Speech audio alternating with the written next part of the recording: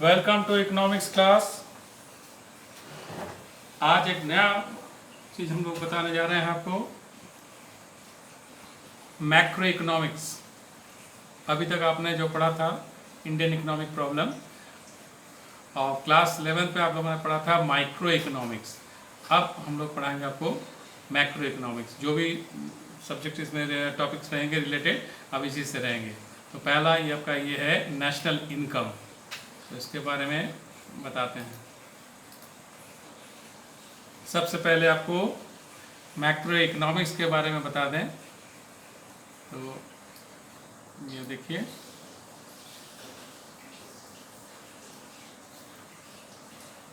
It studies the aggregates and averages relating to the whole economy. तो पूरे economy के बारे में ये स्टडी होता है। For example, total consumption, total employment, national income, general price level etcetera. It is known as income theory और employment theory. तो इसको इनकम थ्योरी या एम्प्लॉयमेंट थ्योरी भी बोलते हैं। तो ये एक टोटल लेवल में चीज़ों को लेती है। आपने माइक्रो इकोनॉमिक्स पढ़ा था, उसमें इंडिविजुअल लेवल की चीज़ें हम लोग लेते थे। तो यहाँ हम लोग एग्रीगेट की बात करेंगे। तो इसके एक एक पॉइंट को समझ लें। पहला है यूनिट ऑफ इन्वेस्टिगेशन। क्या इसमें हम लोग करते हैं? Deals with aggregates of economy such as national income, aggregate expenditure, total employment, general price level etcetera. तो सारे एग्रीगेट्स की बात हम लोग इसमें करते हैं। फिर इसका ऑब्जेक्टिव क्या होता है? To investigate the principles, problems and policies relating to achievement of full employment and expansion of productive capacity। तो क्या क्या पढ़ना है? Principles, problems and policies relating to achievement of full employment. तो फुल एम्प्लॉयमेंट लेवल कैसे हासिल हो, ये इसमें हम लोग कोशिश करते हैं। फिर है इसका एजम्पशंस क्या है, कौन से चीज़ को हम लोग मान लेते हैं। Allocation of resources, distribution of income and population growth rate are given। मतलब ये चीज़ फिक्स होती है, ये मान के चलते हैं कि ये फिक्स है, उसके आगे फिर हम लोग स्टडी करते हैं।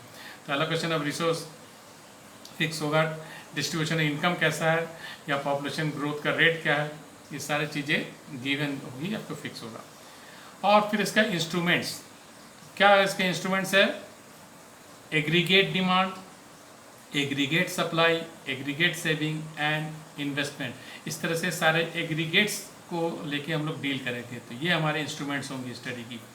फिर मेथड ऑफ स्टडी, कैसे इसको स्टडी करेंगे। It adopts general equilibrium analysis.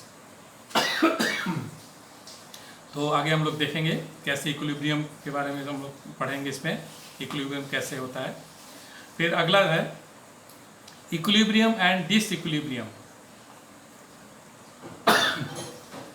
Analyses the problems of an entire economy when it is in disequilibrium. तो जिस समय इक्विलिब्रियम नहीं रहेगा, उस समय क्या प्रॉब्लम्स आएगी, उसको एनालिसिस करेंगे पूरी इकोनॉमी की।